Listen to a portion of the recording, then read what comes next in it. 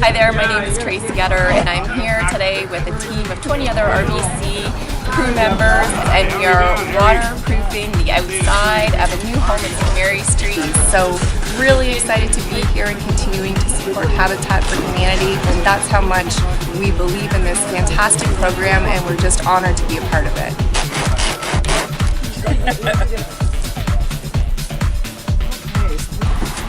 One.